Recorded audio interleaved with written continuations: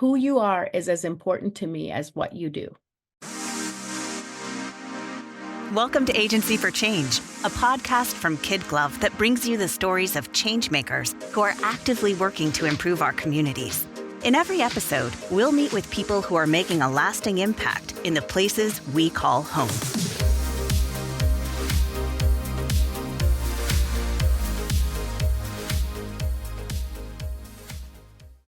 Hey everyone, this is Lynn Weinman, president of KidGlov. Welcome to another episode of Agency for Change podcast. In today's episode, we are thrilled to welcome back Dr. Helen Fagan. The last time we spoke with her, we were talking about her book, Becoming Inclusive. Since that time, she has founded Helen Fagan and Associates, where she serves as the chief troublemaker. Helen is a catalyst for change, and today we're going to talk about the importance of inclusive leadership, how to navigate pushback in the current DE&I climate, and uncover the unique strategies Helen and her team employ to foster change. She's also going to give us a discount code for her new 12-month guided journey, so listen in for that. Helen, I am eager to talk with you today. Welcome back to the podcast. It is so good to be back here with you, Lynn.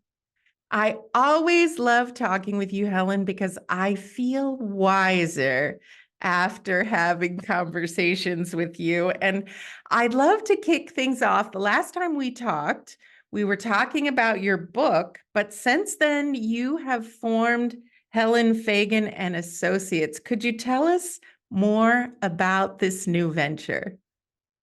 Absolutely. I'd love to tell you more about us. So Helen Fagan and Associates is a group of us who are working together to create better tomorrows. What we're doing is helping leaders to develop the capacity to work with people from all different walks of life and learn how to leverage the differences in their teams. And this came as a result of the success that we had from the book and lots of requests. And so several individuals, some former students that had worked with me, graduate students that had graduated, individuals that worked with me on different things said, hey, I'd love to work with you. And so we decided to become a thing, Helen Fagan and Associates. And so here we are. We're excited. We've been going since fall. I love that. And from everything I can tell, you're going gangbusters. And I have to say, Helen, one of our staff members at KidGlov is one of your past students, and she speaks so highly of you still today. As a matter of fact, I think that's how you and I connected. I think she introduced us, so that's great. I also, while you were talking, I wrote down the phrase that you said, because being in marketing, I love a great catchphrase. You said, we're working together to create better tomorrows. That actually gave me a little chill, Helen. I love that. I love that line. Thank you.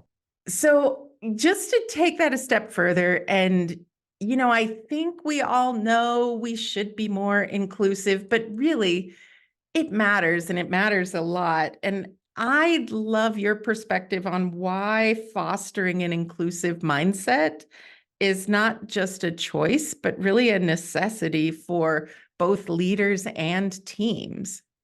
Yeah, Lynn, that's a great question and a great observation. So my team and I, we conducted some research. We looked at over 300 pieces of peer-reviewed research articles published in journals that looked at inclusion, diversity, equity, cultural competence. What we wanted to know is what are the attributes of inclusive leaders and what is the impact that they have. And what we saw in this research was really powerful. We saw that inclusive leaders, we first identified what are those attributes, which is what our year-long guided journey is it does. It helps develop those attributes of inclusive leadership in individuals. But what we saw was the impact was individuals increased productivity, performance, work engagement. People feel like they're affirmed, they're valued, and they're cared about.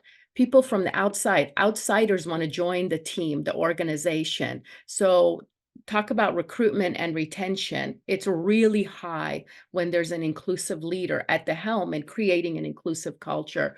There's higher psychological capital. There's increased trust. There's increased creativity, increased organizational commitment, increased job satisfaction and retention, and raised levels of motivation to take charge and reciprocate actions and really be able to come together and collaborate, and innovation increases. So all of those things showed up in the research that we conducted in reviewing the data that's already out there, which is powerful. This is the reason. And I mean, think about it. Any of those things I mentioned, would organizations or teams or communities not want any of those things? I'm just thinking that, Helen, everything you said are the things that I want: creativity, collaboration, engagement, innovation.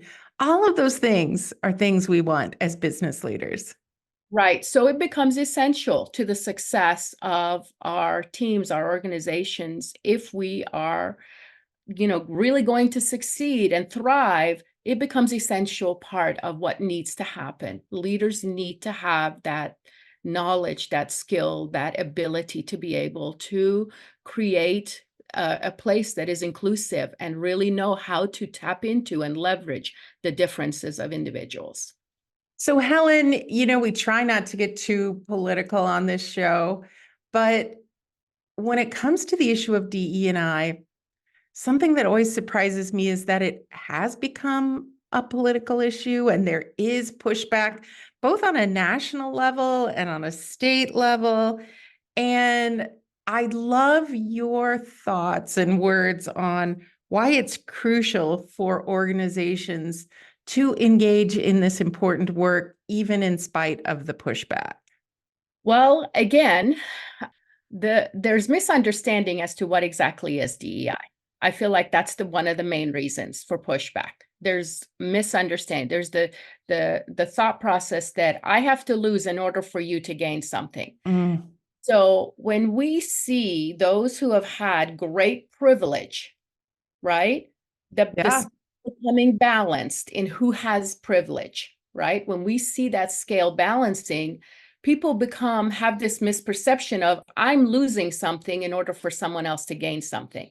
And the reality is that there's a quote that says, a rising tide raises all boats. Yeah. And that's the way that really inclusion works. If we create a equitable, just society, it is equitable and just for participants from all walks of life, not just a particular group, right?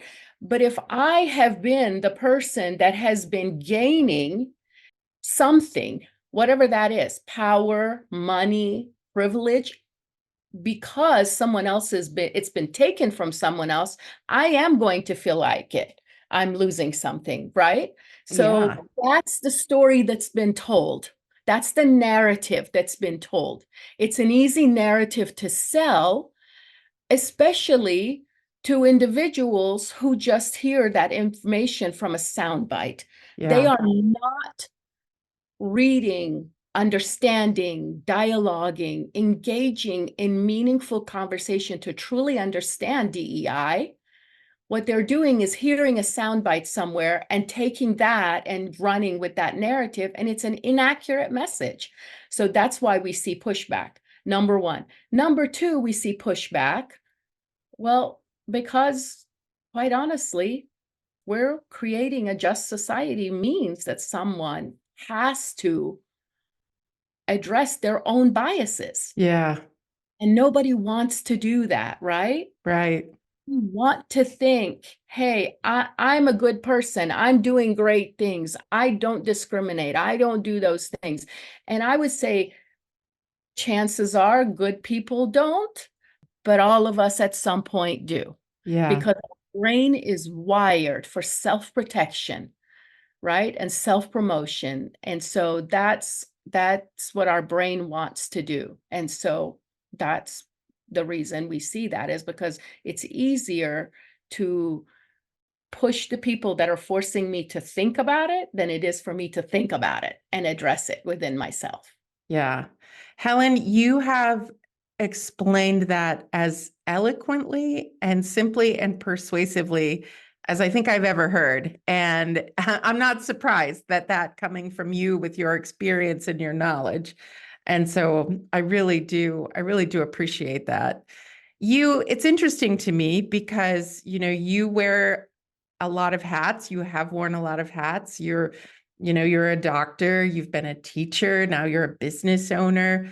One of your titles as a business owner is Chief Troublemaker, which obviously also caught my attention. So I'm really curious, as Chief Troublemaker of Helen Fagan and Associates, how do you create an inclusive leadership mindset? I know one way is to go through your 12-month class, but give us some high-level points.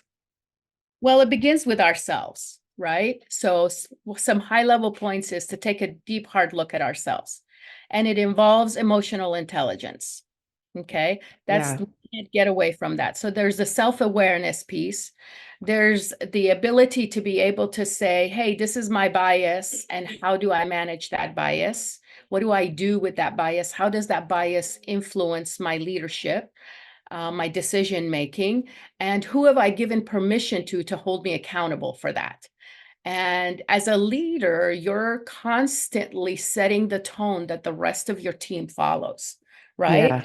We have to be in this space of humbly learning, right? Recognizing that just because I have a PhD, just because I can do research in this, does not mean that I'm not prone to making mistakes, because I am human.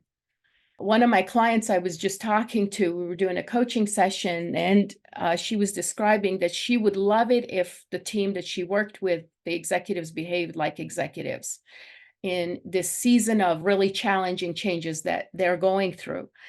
And I understood that the challenge that she was feeling, and I gave her space to feel those emotions and frustrations. And I also told her, it's hard, it's easy for us to forget that these executives are also human Yeah. and have emotion, and that the chaos that's happening in the organization is affecting them deeply. And so while we want them to behave in a logical manner, they may not be capable of doing that. And so our responsibility is to come alongside of them and create a space that allows them to do that. And so what would she like her role to be? And so as inclusive leaders, what do we want our role to be? How do we want to show up? What kind of work do we want to be able to engage in? For me, when we were creating Helen Fagan and Associates, we were talking about our core beliefs. Who are we? What are we about? And how do we want to care for each other? How do we want to be present for each other? And we set down some things that you could see it on our website, but it's really about who we are and how we want to engage in one another. One of the biggest things we said is we want to value that differences are at the heart of our work, and that learning from each other makes us better.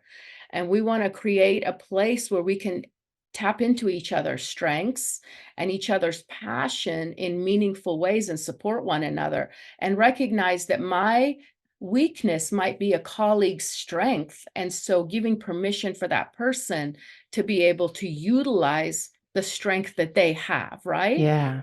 What do I want to say? Not be challenged by it, or feel inferior or inadequate because a colleague of mine is stronger in one thing, thinking that I need to also be strong, and being able to appreciate that we're different.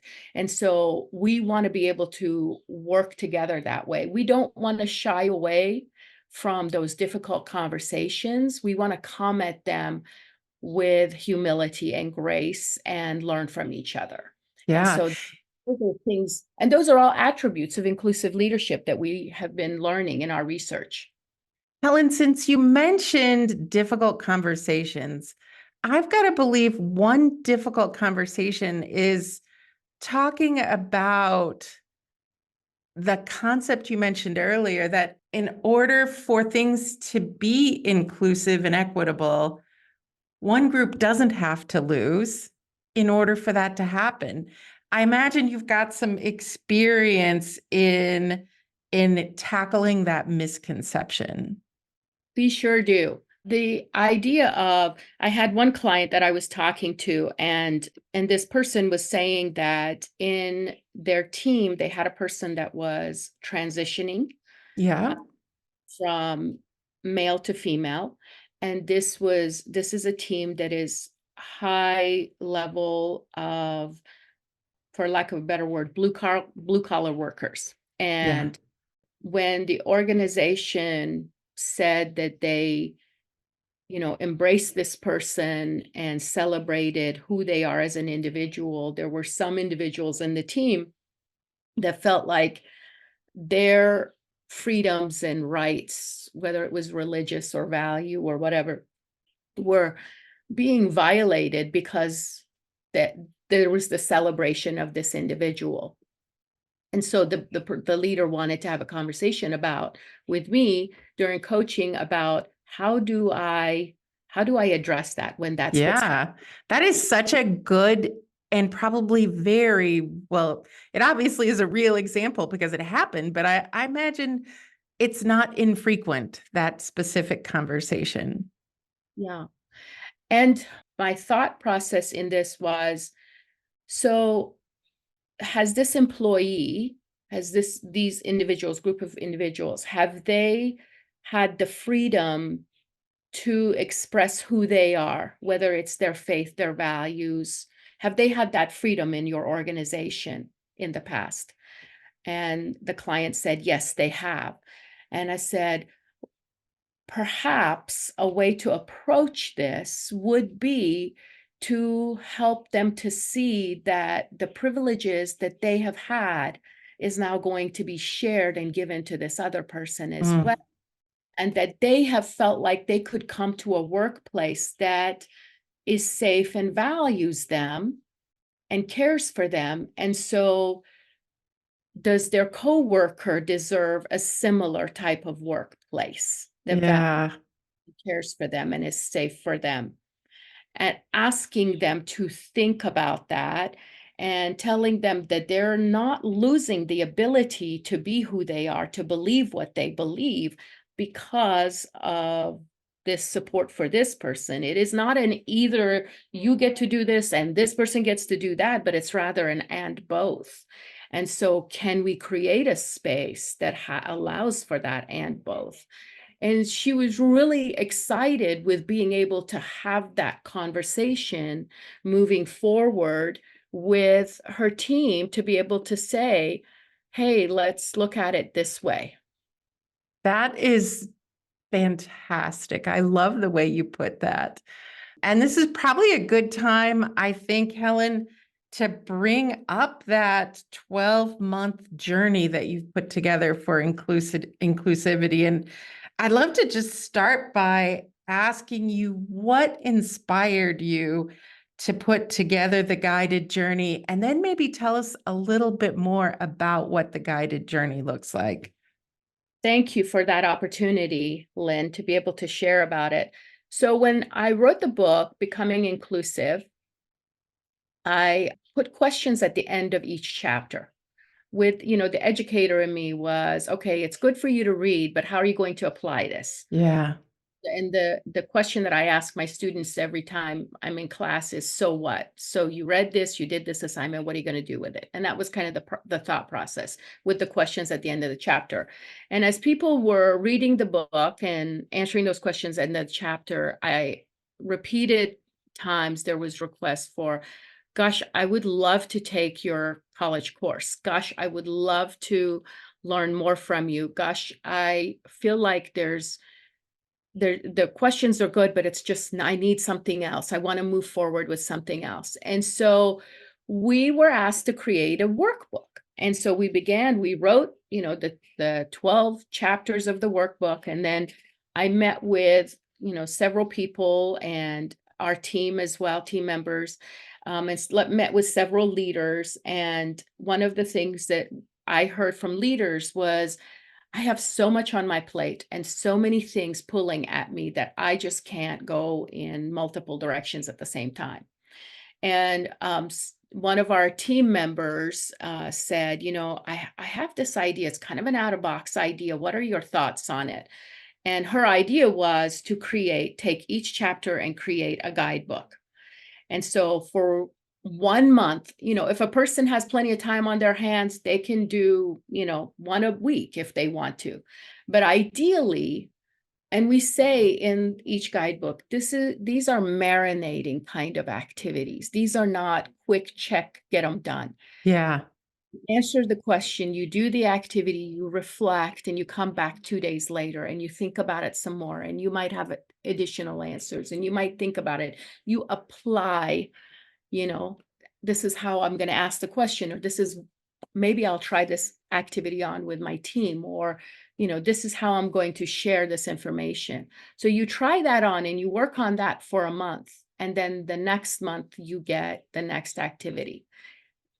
And each of the guidebooks is connected to specific chapters, right? In the book. So Yeah.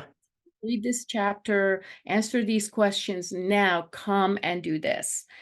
And so each guidebook also, we've intentionally created activities and reflections to get people to develop those attributes of inclusive leaders. And we Nice. share that in each guidebook. The other thing, I mentioned this already, is that emotional intelligence piece.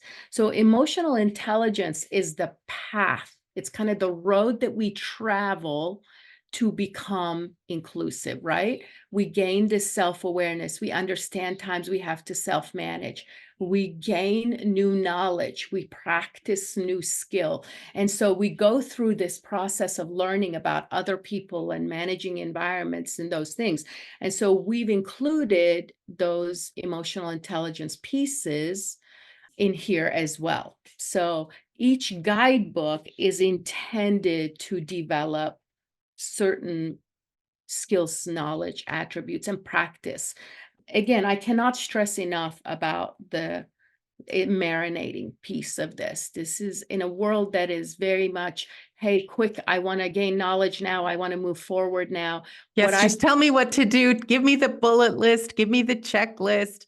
Tell me what to do. I'm going to put it into artificial intelligence and spit something out and cross it off my list. Yeah, that's not what this is at all. This is not what that is. And the reason is because we know human mindset transformation does not happen in a 4-hour, 1-day training session. It is like a marathon. You are exercising new skills, new ways of thinking, new ways of being. You're developing new synapses in your brain, and that practice. So, I liken this to a marathon, because with a marathon, you get a schedule, you buy the clothes, you sign up, but unless you actually go out and do, and I'm a walker. I've walked a full marathon and 4 halves. So unless you go out and actually do the miles, the outfit, the shoes, all of those things will not reap the results that you want. And that's what this is. This is intended to help you reap the results, and intended for you to be very intentional about that mindset development. And that mindset development is the precursor to you creating an inclusive culture. Helen, that example that you just gave, it also, to me, it even strikes me as something that goes a bit deeper. If you go out and buy the outfit, you sign up for the marathon, you buy the outfit, you wear the outfit, you tell people you're going to do the marathon, but then you never do it, people start to see you as a hypocrite. And it almost backfires on you, right? And I that is something I've always believed about this work, is it has to be real. It has to be authentic. And just trying to make a show of it is almost worse than doing nothing at all. Do you have a similar feeling on that? Yes, and that's what we call performative DEI, right? Yeah, performative DEI. Yes. Yes, we've So all seen the organization that has their plan on the front of their website, but then you observe and you wonder, are they actually working that plan? Yeah. right, right. So we make sure that our website or our literature or our marketing, whatever it is, has people of color on it. That's what the market has shown is important, right? We Yeah. make sure that's happening. We make sure we have a lovely language about our commitment to diversity and inclusion. Right. Those are the two most surface level things that you can do. Correct. Yes. Correct. Those are also the starting point, right? Yeah. So it's a starting point, but that starting point needs individuals who know how to create those adaptive strategies, how to be inclusive to Yeah. make them come to fruition.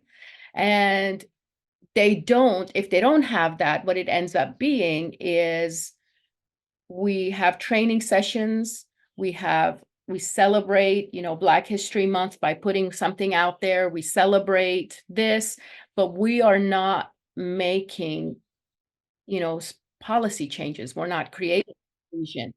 It's not, our employee engagement does not indicate that we are an inclusive organization. We're not even addressing those places that we need improvement in. So that's what tends to happen with, it becomes, an accountability thing, right? Which is part of the reason for the pushback. Because this generation is saying, well, we're tired of that performative stuff. We want to see real change, right? And so we want to see you doing some real things. And people are like, oh, no, no, no, no, no, this is as good as it's going to get. Yeah. We're all the same. We're all human beings. We all want the same things. Well, that's just not enough. We're not the same. Yes, we are all human beings, but our life experiences are different. What we need is different. How we see the world is different. And if we can put value into all of that and bring people together, which is not an easy thing to do, it takes effort to develop that mindset.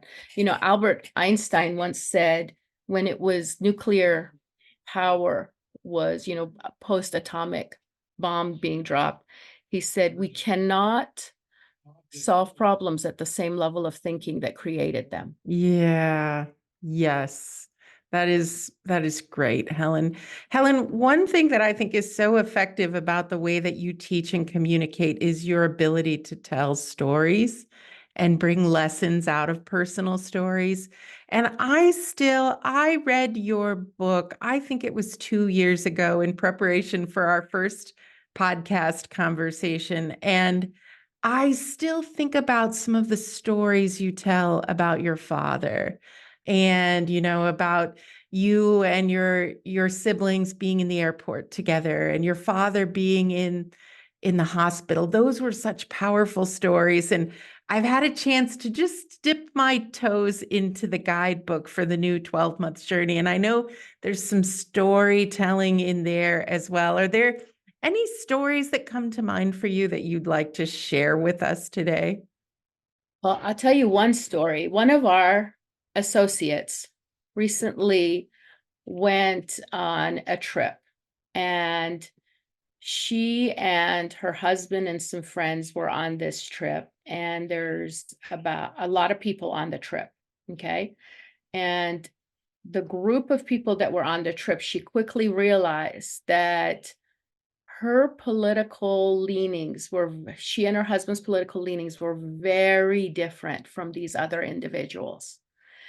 And she thought, oh gosh, I don't know if I'm going to be able to last a week with these people, Yeah. the actions and these things. And then she said, wait a minute, this is my opportunity to practice some of the things we've been doing.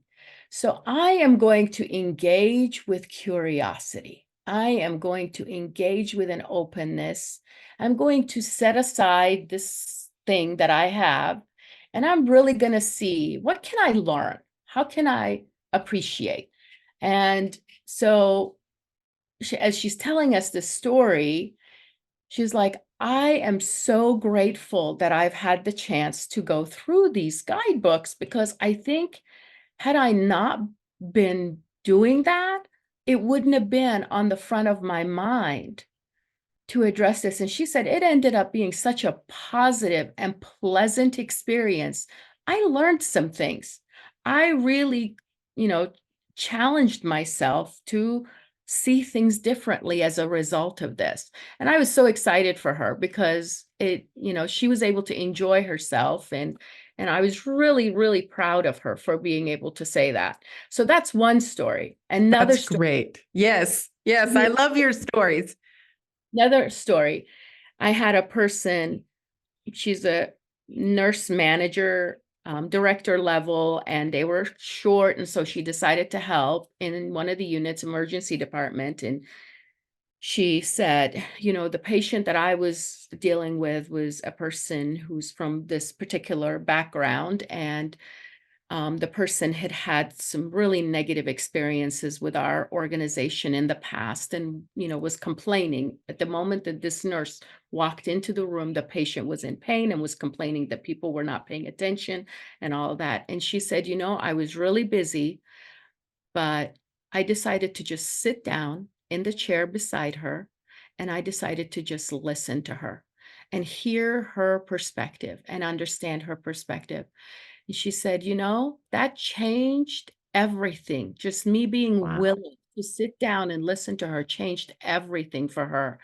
And her experience turned around. And she said, I know for a fact I would not have been able to do that had I not been going through this process and the guide Wow. things that I'm learning. And so she said, even if nothing else, I learned nothing else, I've changed the outcome for this one patient, and I'm really happy about that. Oh, I can't tell you what that did for my heart. Yeah.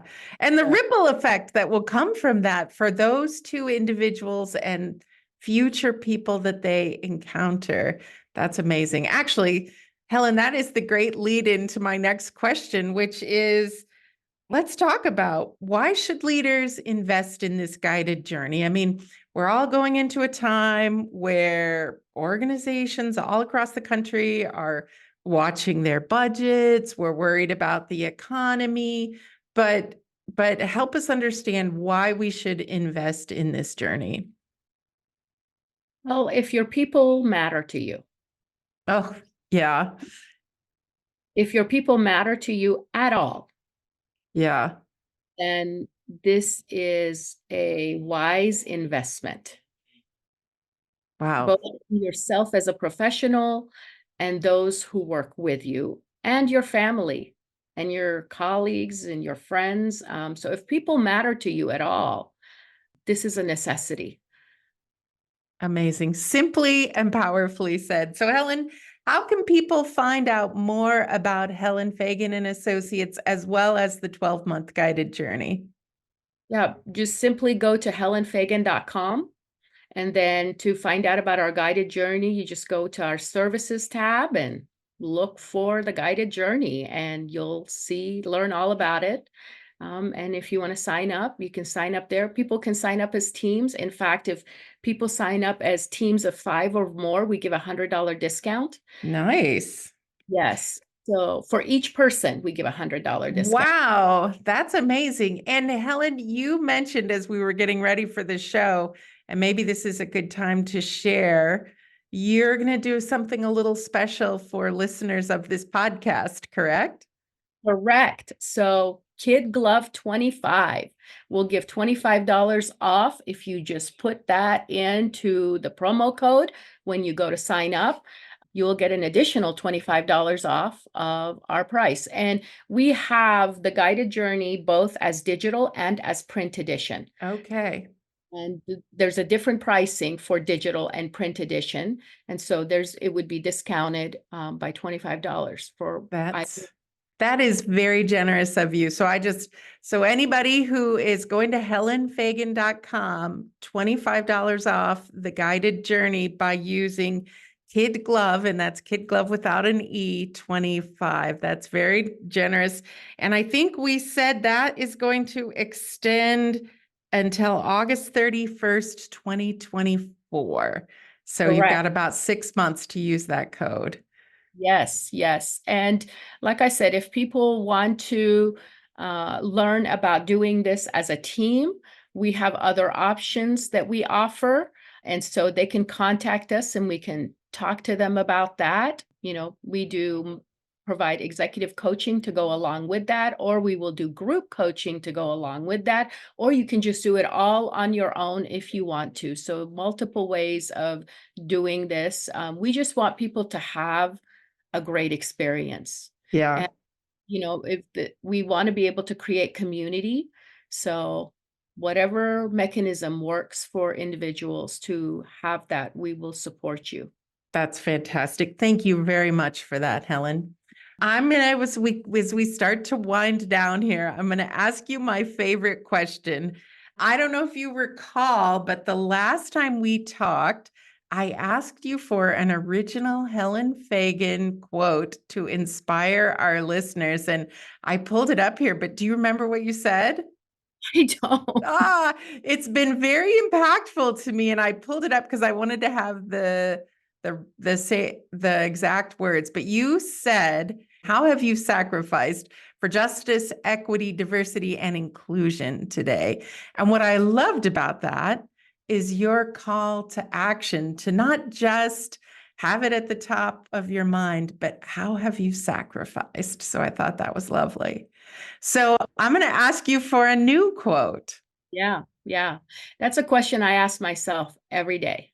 How have I? Yeah, Because it does take sacrifice and intentionality to make that, whether it's sacrifice of time or not. So one of the things I tell my associates is, who you are is as important to me as what you do. Yeah. Who you are is as important to me as what you do. That is lovely. Lovely. Do you want to talk a little bit more about the what that means to you? Yes. So I firmly believe that people we work with, we spend a lot of time with. And so those can become some of our people that are supporting us or encouraging us or challenging us, and that we are showing up to work and we bring every facet of who we are with us. And if I am truly creating an inclusive organization, I want individuals to know that they matter to me. Yeah.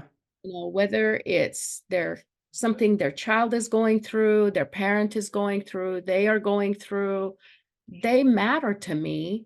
And those things, if they're important to them, they're important to me. And I want them to not feel like they have to hide a piece of who they are in order to show up and to work. And so if there's things we need to celebrate, yes. If there's things we need to come alongside and support you for because it's challenging, yes, we're there for you. It isn't just about you doing the job, it's about who you are as a person. And I want you to know that you're important to the very core. That's So beautiful. Helen, I feel like you and I could talk all day, but since this is a podcast, I do need to wind it up. I'd love to end on your thinking on what is the most important thing you'd like to share with us about the work that you're doing. I would say, again, if people matter to you in any way, invest the time and effort into becoming inclusive. Beautiful. That's amazing. Helen, I fully believe that the world needs more people like you, more organizations like Helen Fagan and Associates. And I just really appreciate the work that you're doing and that you took the time to share with us today. Thank you so much, Lynn, for having me. And thank you for the work that you're doing. Thank you for this podcast. Thank you for creating positive change and for opening up the opportunity for people like me to join in. It's important work and fun to do. Yes, thank you. I appreciate you. We hope you enjoyed today's Agency for Change podcast. To hear all our interviews with those who are making a positive change in our communities, or to nominate a changemaker you'd love to hear from, visit KidGlov.com at KIDGLOV.com to get in touch. As always, if you like what you've heard today, be sure to rate, review, subscribe, and share. Thanks for listening, and we'll see you next time.